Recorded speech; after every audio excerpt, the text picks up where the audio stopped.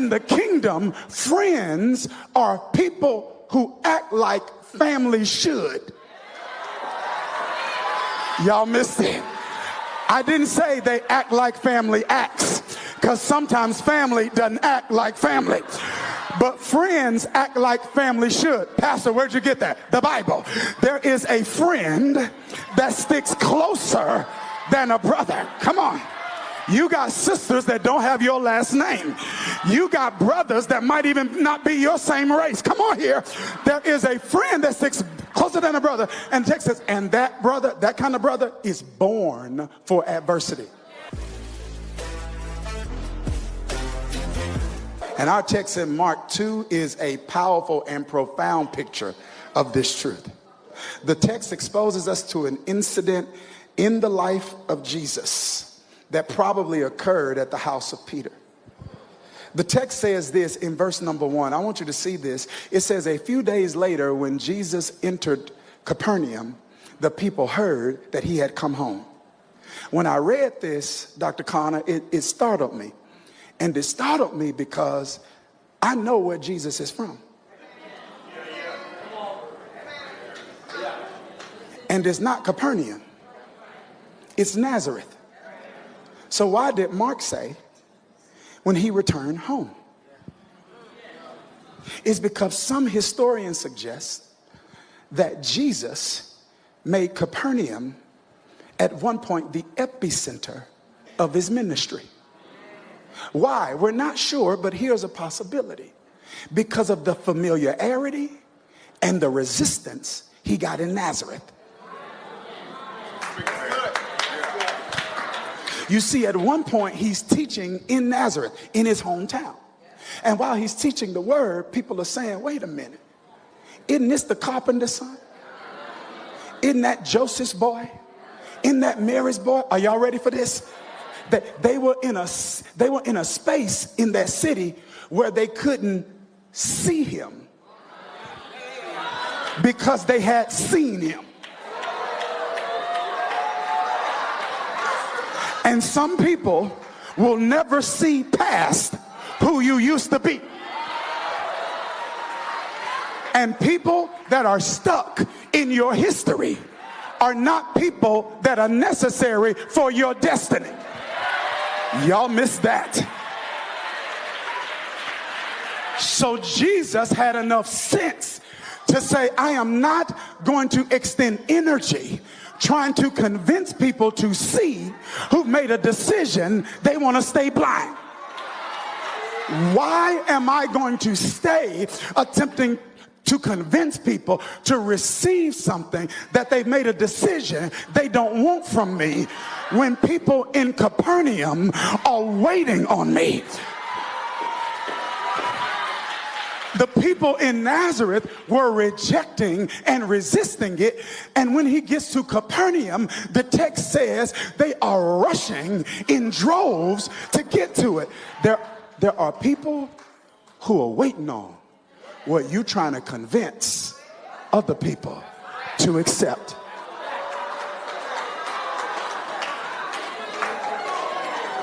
Did you hear what I just said? So Jesus goes to Capernaum, and the people, same Jesus that they rejected in Nazareth is the same one they run into in Capernaum. Are y'all here? I said, are y'all here?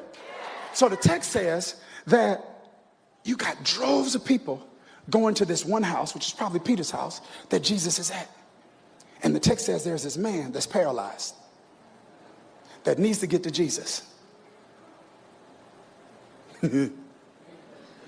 But because he can't walk, how's he going to get there? The text reveals he has something that all of us need. He has what I'm calling kingdom friends. The key word is kingdom. Because in culture, we throw the friendship word around loosely. We say, that's my friend, hey friend, everybody's a friend.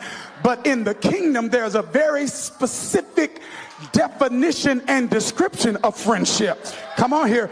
In the kingdom, friends are people who act like family should.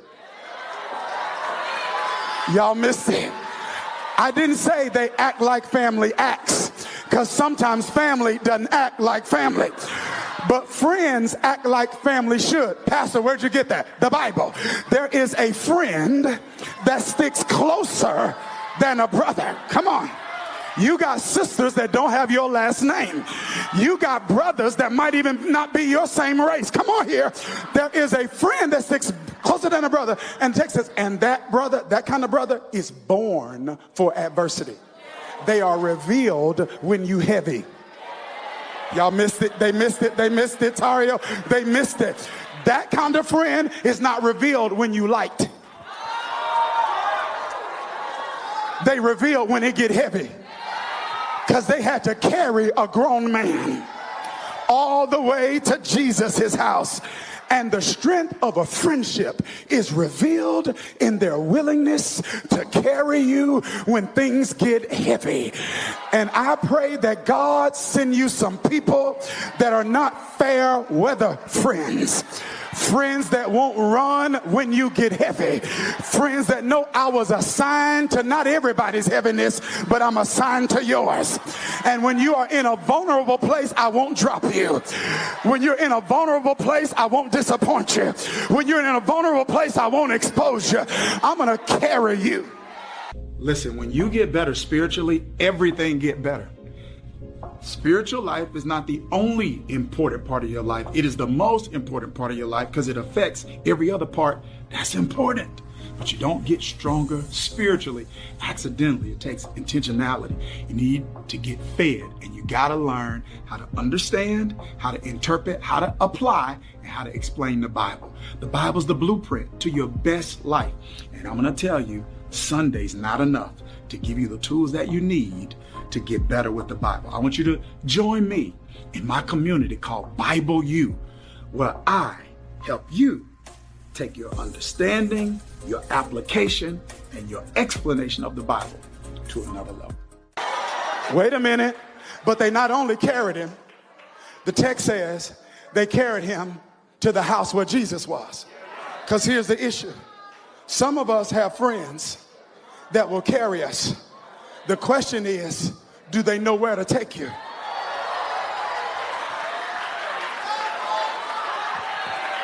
Because sometimes when we are vulnerable, when we are hurt, when we are broken, when we are bruised, they carry us somewhere, but they're not carrying us to the right place.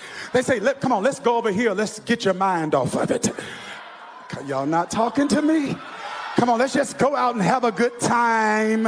Let's just get your mind off of it. Come on, why don't you just have a wild and out season? You know, that they did it to you. Come on, where's my church? Come on, just come out with me. Just come out with me. You carrying me to the wrong place. Y'all aren't talking to me.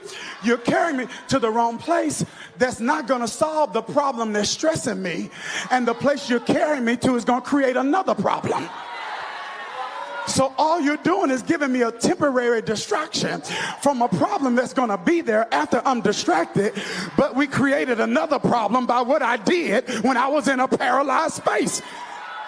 I don't hear anybody talking to me. Kingdom friends know where to take you when you're vulnerable. Y'all aren't talking to me. They say, no, don't you send that. Give me your phone. Don't you send that text. You're vulnerable right now. Come on, get off live. Get off live right now. Get off live. Take that post down. Say that to me. Don't you put that in writing.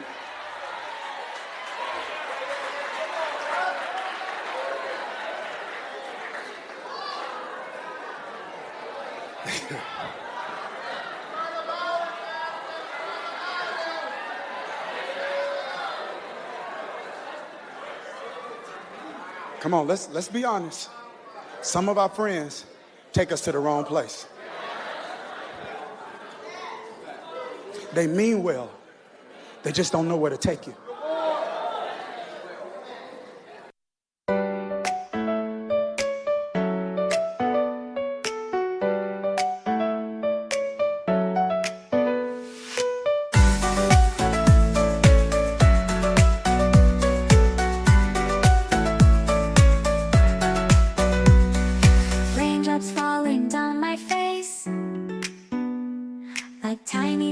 in a happy chase, hopping through the puddle sea, colors dancing wild and free. Skies are gray but I don't mind, cool raindrops on my skin I find, kicking off my Saturday, watch the clouds just drift away.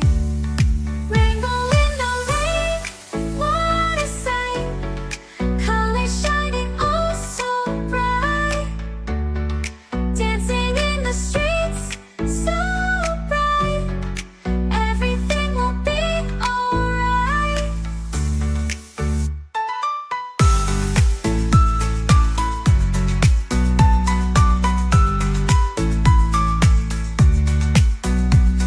Umbrella spinning, twirling round, a colorful halo on the ground, music playing on the sand, skipping beats, the heart will sway, feel the world come out to play. Lightning cracks but don't you fear, magic shines when skies are clear, raindrops whisper secrets true, a hidden beauty shines right through.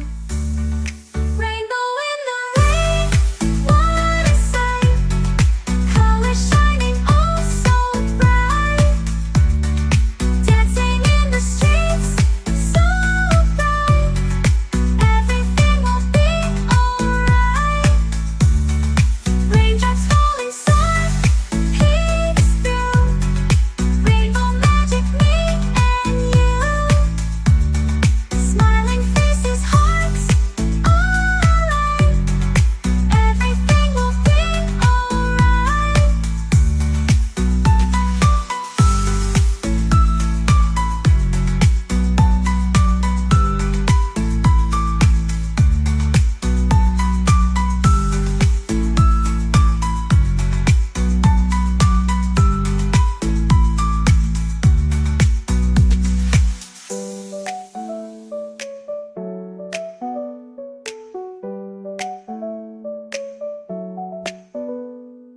Raindrops falling, sun peeks through,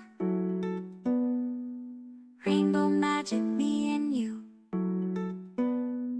smiling faces, hearts alight, everything will be alright.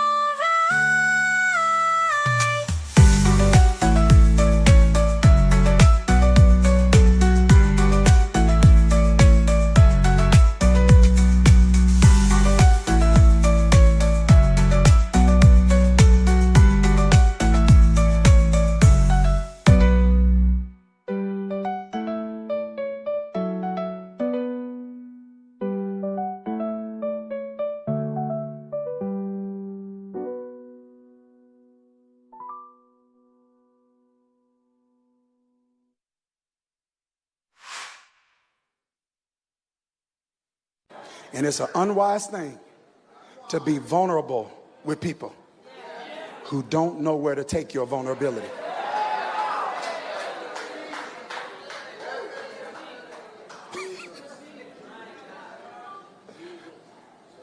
Can I show you something else the text says about the friends? Text says this, guys. In Mark chapter 2, look at verse 5. It says, when Jesus saw their faith.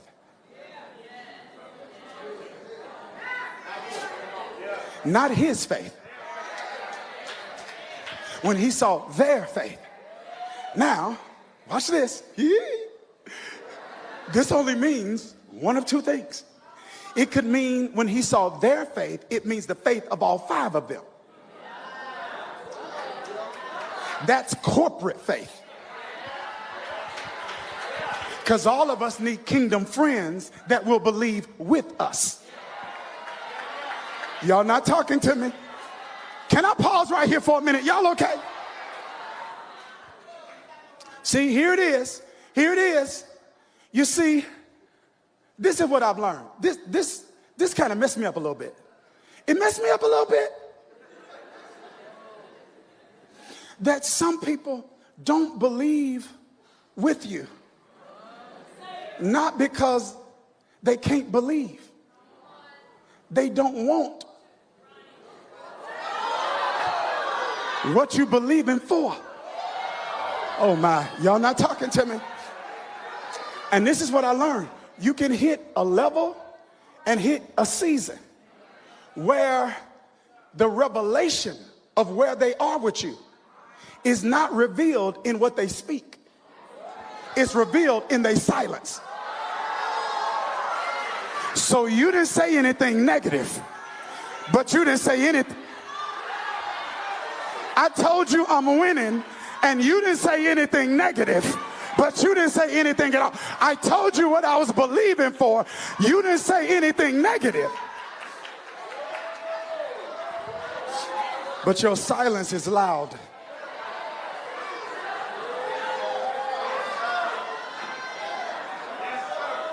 So he saw their faith, which means it's corporate faith, the faith of all five of them.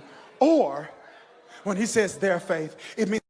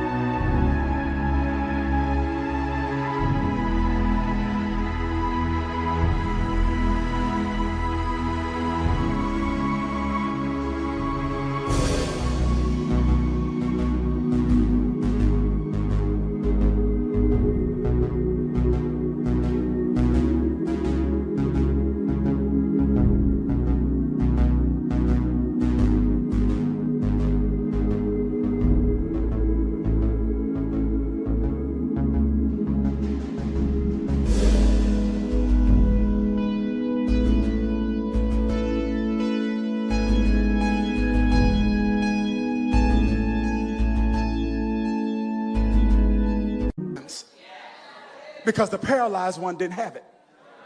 This is not corporate faith. This is intercessory faith.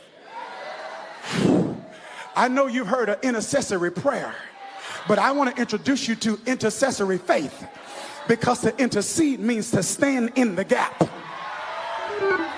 And may God send some friends to all of our life that when my faith is low, they'll stand in the gap and say, I'm not using my faith on me. I'm using my faith for my friend. They believe for you.